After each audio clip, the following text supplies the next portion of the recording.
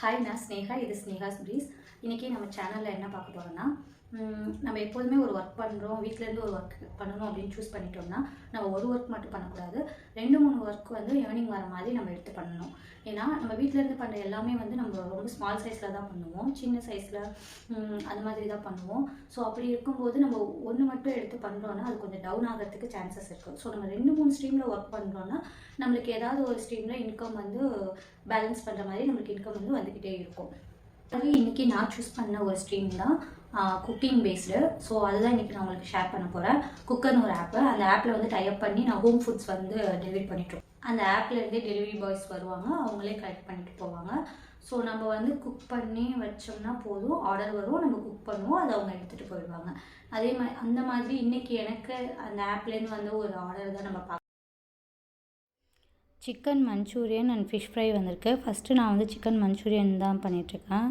இப்போ இந்த ஆர்டரில் வர டிஷ்ஷஸ் எல்லாமே வந்து நம்ம ஷெட்யூல் பண்ணது தான். இந்த ஆப் ஓப்பன் பண்ணி அவங்கக்கிட்ட ரெஜிஸ்டர் பண்ணும்போதே நம்ம வந்து என்னென்ன மெனுலாம் நம்மளால் செய்ய முடியும், பிரேக்ஃபாஸ்ட்டுக்கு எதெல்லாம் கொடுக்க முடியும், லஞ்சுக்கு எது கொடுக்க முடியும், டின்னருக்கு எது கொடுக்க முடியும் அப்படின்னு சொல்லிட்டு நம்மளே ஷெட்யூல் பண்ணுறது தான். ஸோ நம்ம வந்து எதெல்லாம் பண்ண முடியும் அப்படிங்கிறது நமக்கு தெரிஞ்ச எல்லா டிஷ்ஷும். ஆனால் குறைஞ்சது ஒரு 40 டிஷ்ஷாவது இருக்கணும், அது கம்மியாக இருக்கக்கூடாது.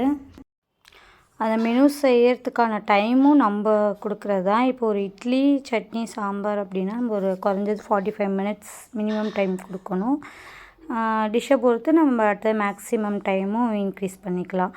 ஸோ ஒவ்வொரு டிஷ்ஷுக்கும் நம்மளுக்கு எந்த டைம் ஷெட்யூல் பண்ணிக்கோமோ அந்த டைம் கிடைக்கும்.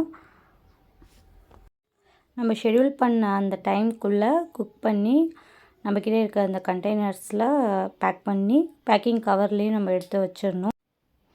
பேக் பண்ணதை ஒரு டைம் நல்லா செக் பண்ணிக்கோங்க. செக் பண்ணிவிட்டு அதே மாதிரி நீங்கள் குக் பண்ணதை டேஸ்ட்டும் நம்ம ஒரு டைம் பார்த்துக்கணும். அதுக்கப்புறம் தான் கஸ்டமருக்கு கொடுக்கணும். கொடுத்துட்டு ரைடர்ஸ் வந்துடுவாங்க. ரைடர்ஸ்கிட்ட நம்ம இதே மாதிரி பேக் பண்ணி அவங்கக்கிட்ட கொடுத்துடலாம்.